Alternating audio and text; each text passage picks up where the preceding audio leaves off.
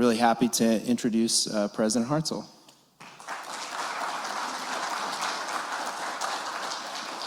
Thanks a lot, Brian, and I appreciate you all coming out early. I probably do better with people who feel like they have to be here because they knew I was going to be here on the payroll. But it's a pleasure to join you, and I looked at the program, and this just looks like a phenomenal week. So Brian and the whole team who put this together, congratulations, and thank you for doing this. For those who are coming from out of town, I want to say welcome to Austin. Our city may not be quite as established or known as an energy hub as some other places in Texas. I was in Midland yesterday. They have a lot going on, and when you think about places like Austin, you might think of things like live music, politics, barbecue, tacos. But I want you to know we're embracing energy. Often when people think of UT Austin and energy, they might think of what's happening on the sidelines at our football games, and thinking about Matthew McConaughey and Texas OU.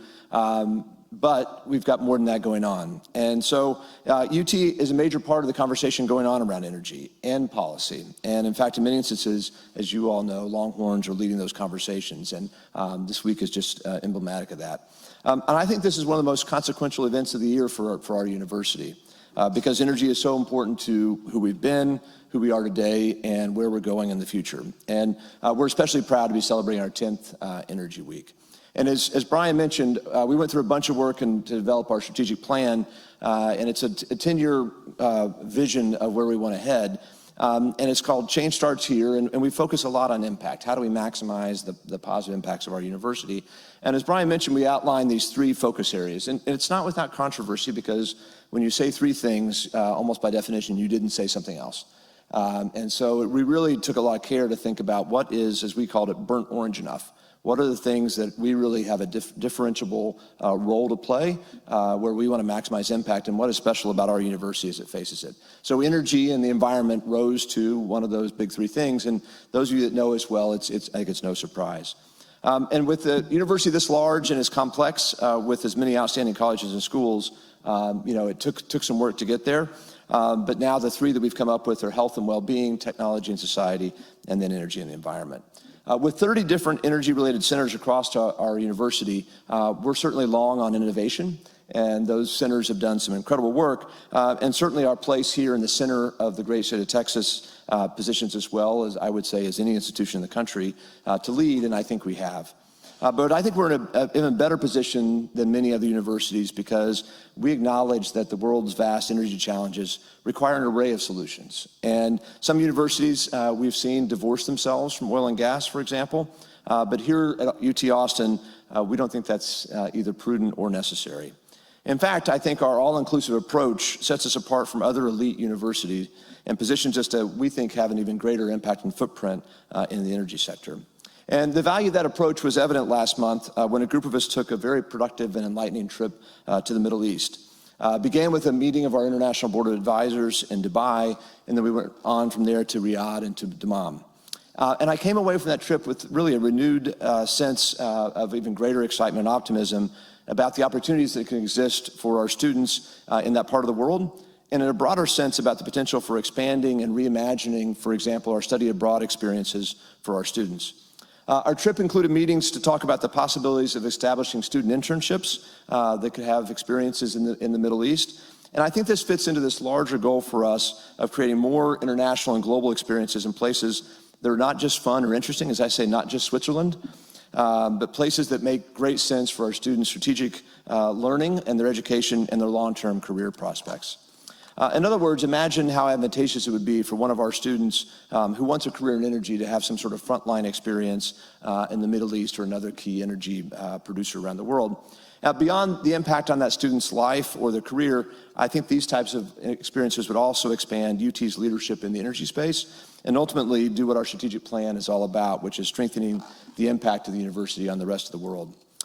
Clearly, our leadership in oil and gas continues, but beyond our research and our leadership goes a long way beyond just petrochemicals. For example, the nuclear energy program in our Cockrell School is growing quickly, with professors working on a project to analyze data from molten salt nuclear reactors across the country. This data, along with some funding that we got from the state of Texas, will help build computer models, or so-called digital twins, to figure out how those reactors can be designed more efficiently and we hope more quickly. Texas engineer Javed Mohammadi is on the cutting edge of using AI to make power grids more resistant to threats that could range from weather to cyber attacks. And you think about infusing sensing and communication capabilities up and down the chain and what that can do to allow the electrical grid to communicate with various connected devices such as cars, smart thermostats, solar panels, and windmills. And what better place for somebody to be doing this work at the university, merging the capabilities and problems in both energy and AI as our university really leans into both. We've continued to be at the forefront of battery research, something that we're certainly known for. Researchers are developing a sodium battery here that we think reduces fire risks and relies on inexpensive, more abundant materials to serve as basic building blocks. The sodium-based battery is less expensive alternative to the lithium-ion batteries that power smartphones and can last for similar amounts of time on a single charge. Another example is a landmark study that includes several Texas engineers that lays out the case for geothermal energy as a major source of clean energy with the ability to scale globally over the next few years. And UT Austin is the lead academic institution in the High Velocity Hub, which the Department of Energy is using to accelerate the commercial scale development of low-cost clean energy hydrogen. So that gives you a little bit. Some of you probably knew most of those, but I wanted to give just some examples of the wide-ranging array of ways that Longhorn faculty and students are really impacting the full spectrum of energy challenges and opportunities across our world. As we continue to fulfill our ambitions, our leadership in energy will keep growing because so many of our priorities really line up with where the sector is heading. So you think about AI, you think about capabilities for interdisciplinary study, you think about the role of entrepreneurship in forming companies and create opportunities, and you think about ways to bring innovation to the market. Those are all things that both we're known for and we continue to invest in. And by being here, you all are part of it as well. And whether you're talking to a colleague or a highly gifted high school student who's trying to pick a college, please let them know what's happening on the 40 acres. We may be changing to a new athletic conference in the fall, but one thing that will not change is our groundbreaking leadership in the energy space. I want to wrap up by thanking the sponsors who make Energy Week possible and support our colleges and programs throughout the year. We really appreciate your generous investments in our students and our faculty, as well as the partnerships you've formed to create career opportunities for our graduates. Speaking of which, I want to recognize one strong supporter as I welcome our next speaker. EOG Resources has been a partner to UT Austin and the Cockrell School of Engineering since it was incorporated 25 years ago. In our Gary L. Thomas Energy Building, you'll find the EOG Rock Core Lab, which supports both undergraduate education and our faculty research. Ezra Yacob joined EOG Resources in 2005 and held a variety of geoscience and leadership positions in the company before he was named CEO in October 2021. I know many of you have been looking forward to the keynote, so let me get out of the way, and please join me in welcoming Ezra Yacob.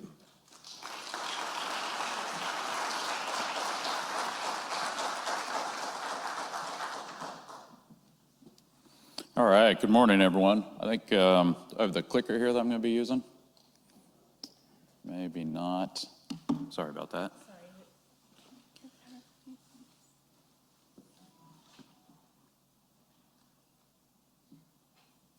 Excellent, thank you very much. Listen, I just want to start off and say how excited I am to be here. President Hartzell, it was a fantastic lead-in. He doesn't know what I'm about to present here, but some of the things he talked about, it really leads in perfectly. Entrepreneurship, interdisciplinary, looking at kind of an all-of-the-above approach.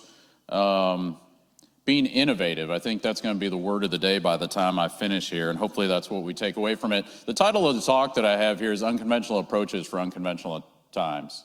And what I mean by that is we're going to start off looking at kind of a history of what a lot of people say is the shale revolution, really looking at bringing forth unconventional resources and what it's done to the U.S., to our industry, to Texas, to the University of Texas, to be positioned to be a leader in conversations for the long-term solution for energy.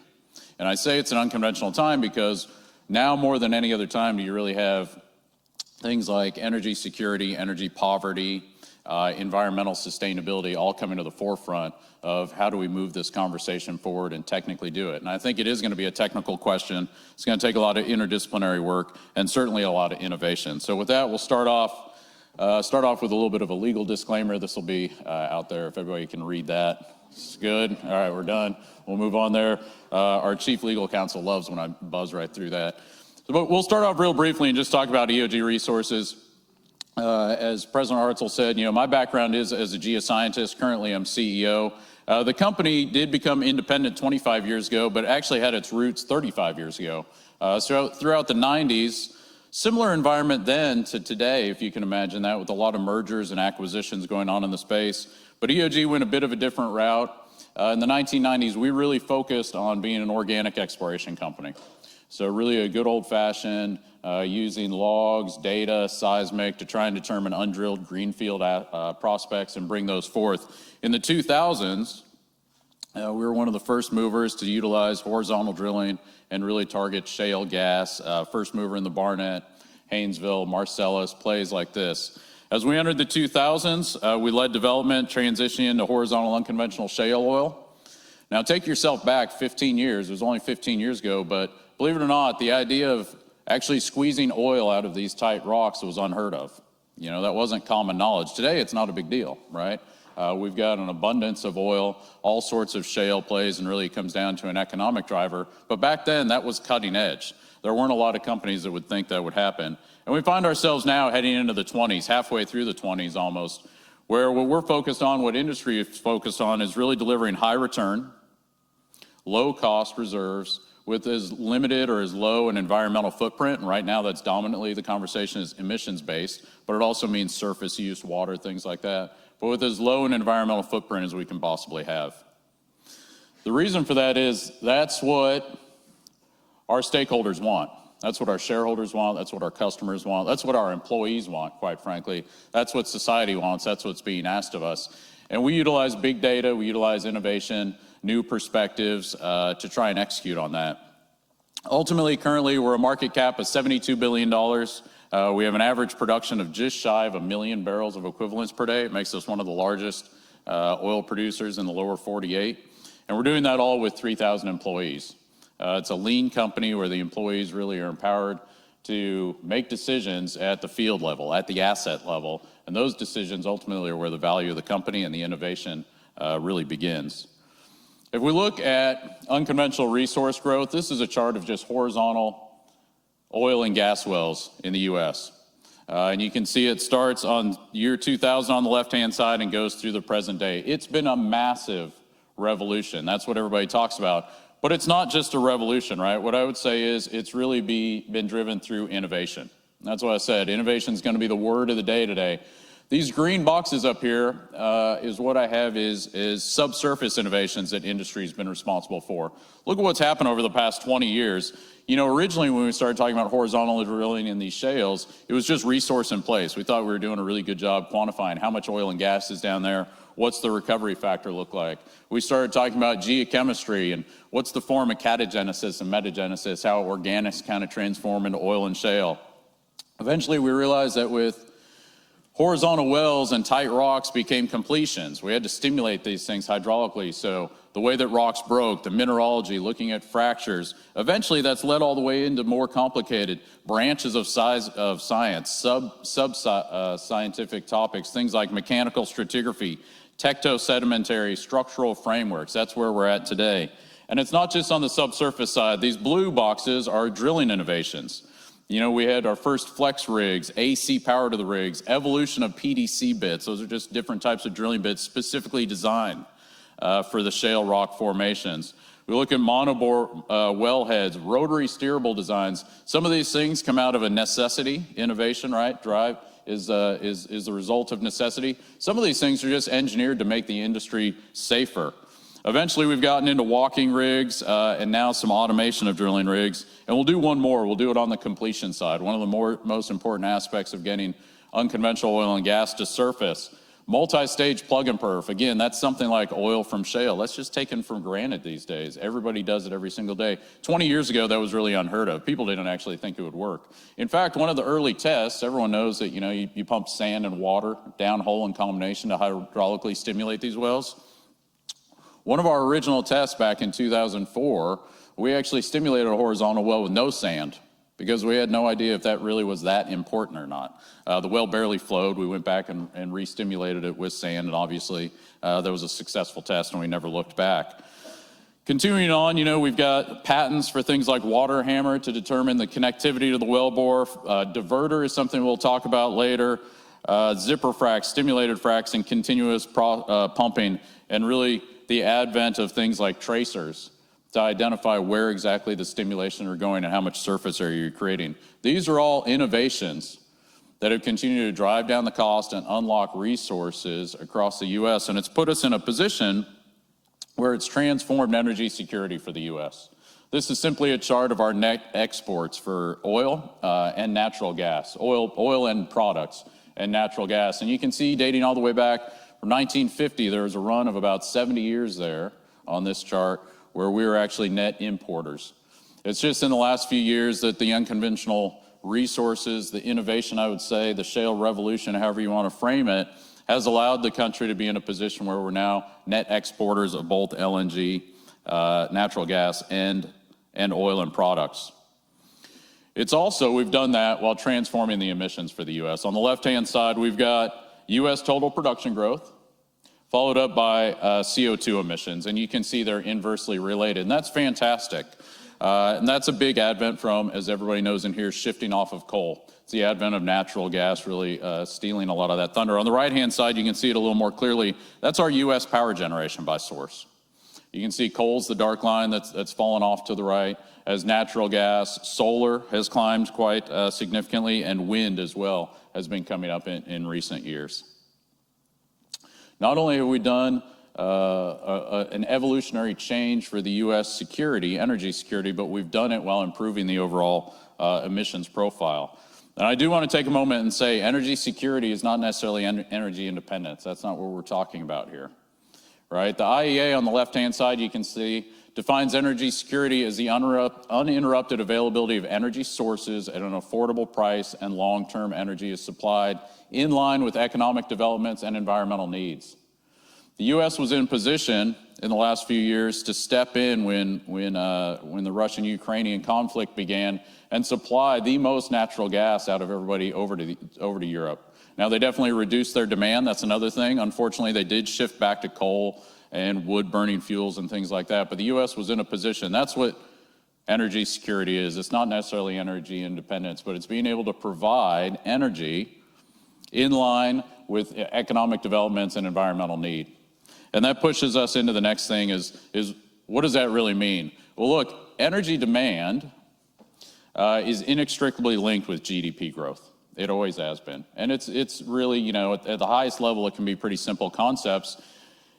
Countries and societies need to have access to cheap energy to be able to grow their communities, right? They need to be able to go through a manufacturing phase. Once they start doing that and they start to generate revenue, they start to raise the wealth of their people, then what happens? Well, at some point you cross over and your society just wants to purchase more stuff, to be perfectly honest, right? And stuff is made of things that require energy. It's a shift from just manufacturing dominated to service dominated environments, and we'll talk about that.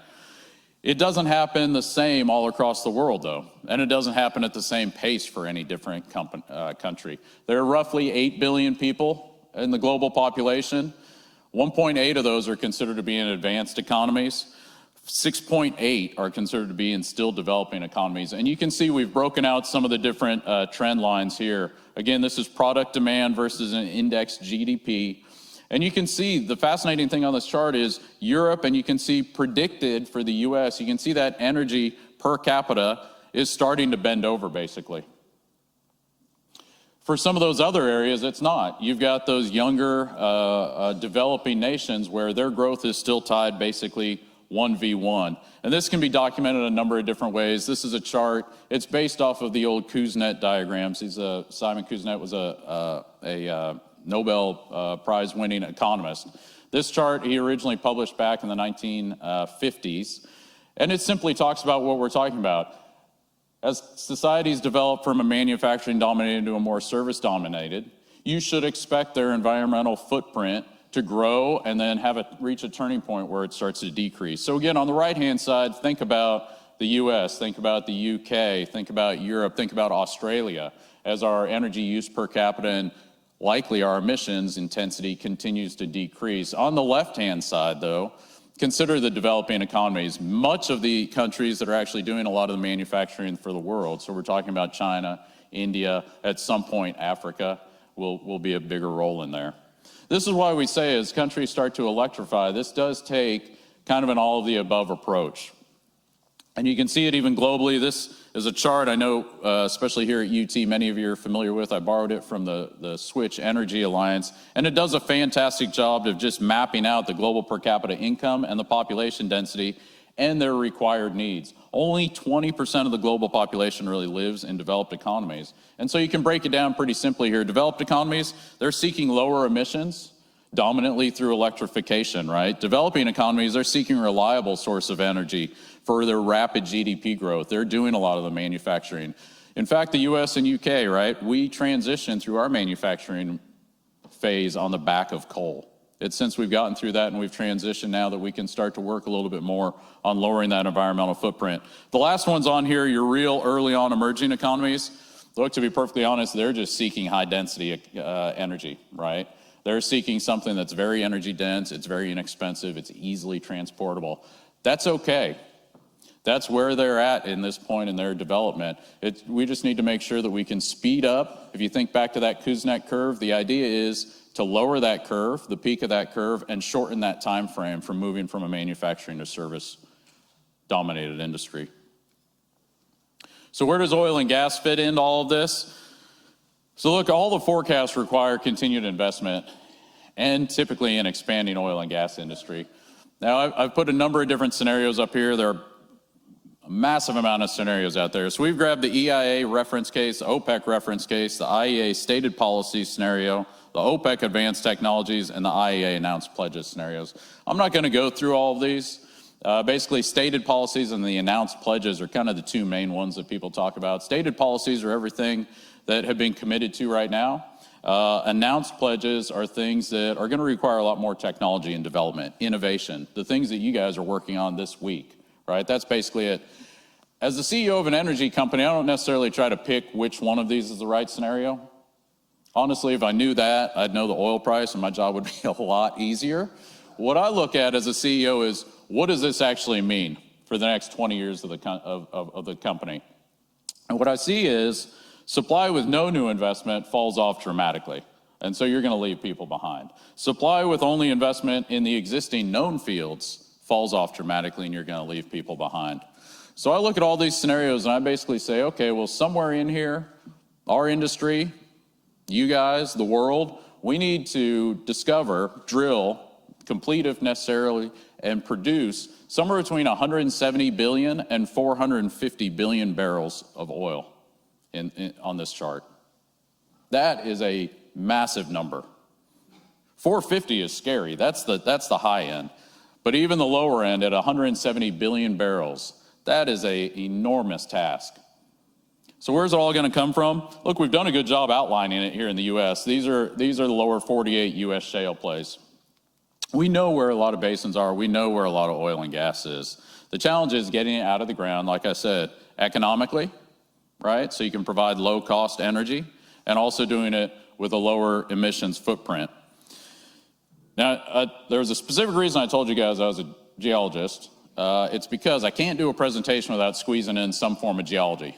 So for the vast geologists, the vast number of attendees that are geologists back there, you're going to love the next 5 minutes. For everybody else, I still think you're going to love the next 5 minutes. Okay, so we're going to get into this. This is probably the most boring, unconventional play of all time. It was the original one, the Barnett Shale. Okay, I'm looking in the combo window. It's up a little bit north. You've got a little bit of liquids in there. But I just want to highlight it. It's a pretty classic basin. Deep in the middle, you've got that red spot. That's where you're gassier. Around the edges of the basin, you're a little bit oilier. It does have some structural elements. It's thick-skinned. You've got reactivated Precambrian rift system that kind of sets up all the faulting and fracturing in the basin. Stratigraphically, it's pretty simple. It's bound on the east side by a basement-rooted structure called the Munster Arch. On the west side, the Bend Arch and Red River Arch. It sets up two different play types within it.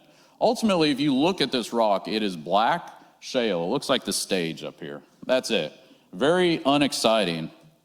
However, in the last 20 years, we've innovated. We've innovated the way that we model our logs.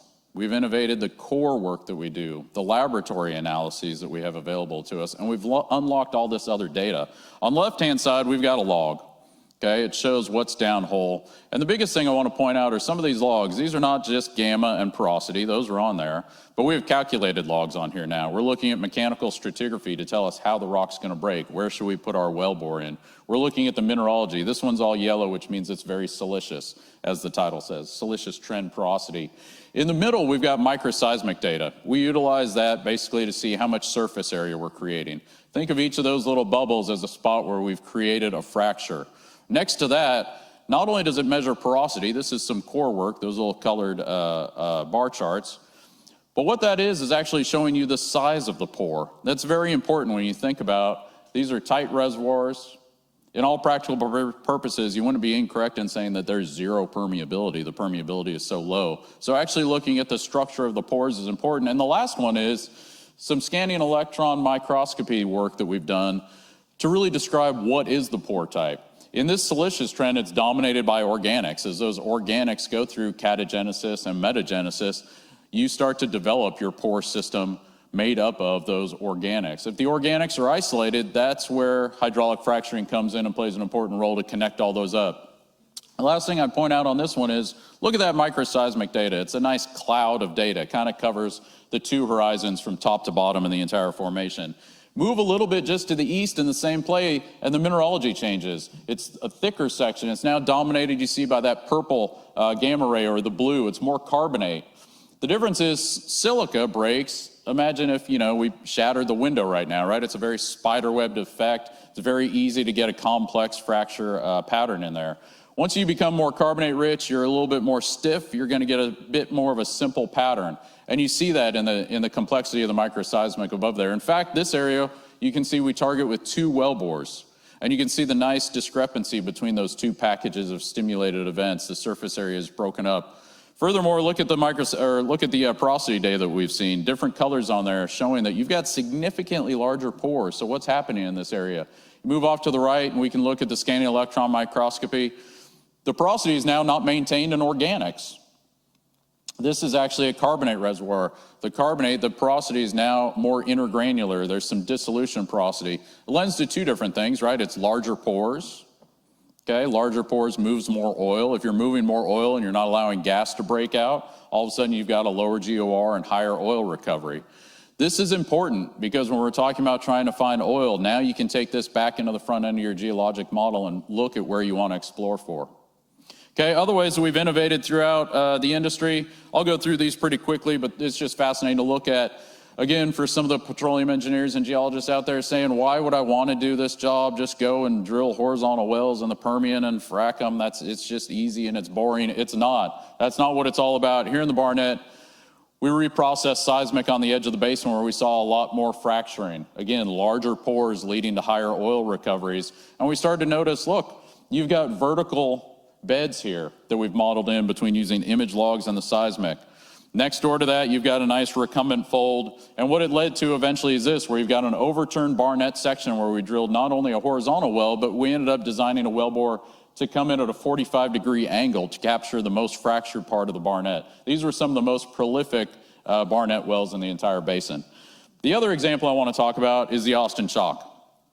Another one that's been drilled and developed for basically 50 or 60 years now. Originally, in the upper left-hand corner, you can see from the 70s to the 90s, the Austin Chalk was considered to be tombstone, no porosity, very, very tight, and the only place it produced was if it had fractures.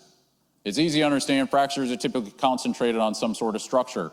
So if you could find a little bit of a structure and drill a vertical well down to it, okay, you would be able to produce a lot of oil and gas. And that worked fantastic for a number of companies for 20 years. Then in the 90s, we started to realize that you could apply horizontal wells to it. Just drill horizontally, and even if there weren't as many fractures there, you were increasing your odds of drilling across fractures, right? Fast forward into the 2000s, 2015, 18, and we actually started to stimulate those. Before, we weren't even hydraulically fracking those wells. All we were doing was just drilling horizontally. Now we started to stimulate those so you could reach out a little bit farther, again, and connect up to those fractures. Still, though, looking for little bumps, looking for some sort of structure to make sure that it worked. And you can see the production in the big chart in the center there is the different periods of innovation different perspectives, people asking why. Why couldn't we do it this way? Why can't we drill horizontally? Well, if we're drilling horizontally, why can't we stimulate these wells? We'll take it a step further, and what do we have today? Today, a number of operators, and EOG was one of the leaders of this, we collected some core data. We started to question, well, is it really just fractures? Because all of a sudden it's getting very, very difficult to see if there are structures, and the wells are still producing. So what's going on there? And we started to determine that, no, it's not tombstone tight. There is actually porosity in there.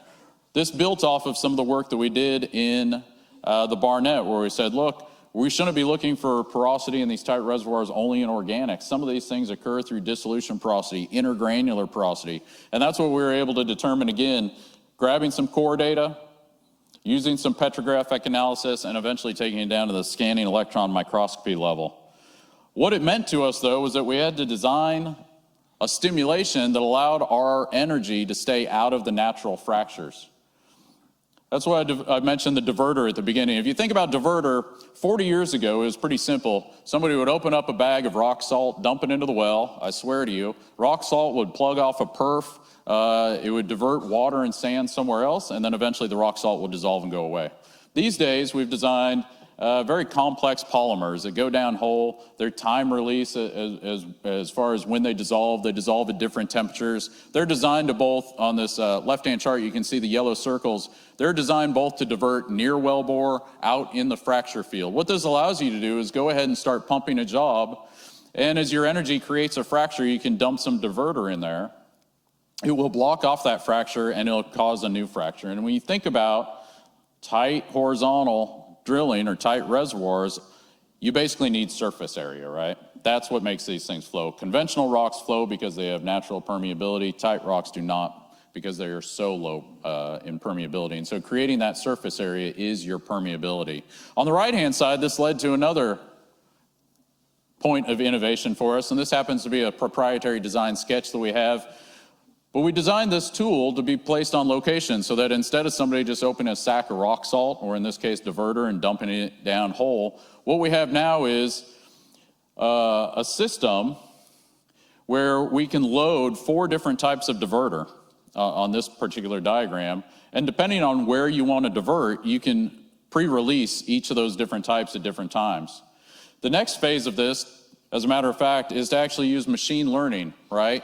To look and monitor the pressures downhole, and when you happen to see a specific pressure spike, this will automatically release the diverter that you want to have downhole, whether it's far field in the fractures or something closer in. These are all just examples, again, of continuous innovation to drive forward, driving down costs and discovering more oil and gas resources. What it's done is it's taken a 50-year-old play and it's basically turned it into a multi-state prospect that's currently being drilled, essentially in the sweet spots between Mexico, quite frankly, and Louisiana. And it's not just on recovering oil and gas. This innovation that we're driving forward it really does lead out on our environmental performance also. These are a couple of projects internal to EOG, but they're very similar going across industry. On the left-hand side, we've got what we call an automated flow control. It's basically a closed loop system. So imagine this, we've got our system up there, it's flowing gas, and there might be some sort of downstream interruption, some sort of market interruption. Typically, in the history of the oil field, you just go to flare, and that's how it is. So you're burning your methane, you're releasing some CO2 in there. You're also burning revenue for your shareholders, right? You're driving up the cost basis of your business. Instead, what our engineers have designed, and again, these things are field-led, these are led at the asset level, is we've simply designed a system where instead of going to a flare, we loop that gas back through the facilities. Sometimes we'll send it downhole to a depleted well until the interruption clears and we can produce it again. Ultimately, we just circle it and cycle it back through our production facilities until the downstream interruption clears, and we can send it downhole and sell that gas without having to burn it or flare it. On the right-hand side, it's simply continuous methane monitoring. Think of these as smoke alarms that we have out in the field. Again, this is great. It not only goes off and alerts our control room, and we can send a mechanic out there to repair a failed piece of equipment, but more important, we can combine it with all the real-time data that we have on location to see what is the actual source, what caused the upset and the disruption that had some methane release. Continue to build data and eventually redesign our facilities up front to eliminate those issues from ever happening. Some other examples, of course, a lot of things that you guys are talking about this week, carbon capture and storage. It's been fantastic in the last 2 years. Industry has taken hold of this, not just industry, but everyone has. And the innovation on this space, for us, we're looking at it a little bit different than others even. We're not looking offshore. We're not looking for massive, salt domes that have depleted reservoirs in there so we can solve all the CCS problems of the city of Houston and store it all in one thing. We're looking at it more from a fit-for-purpose type angle.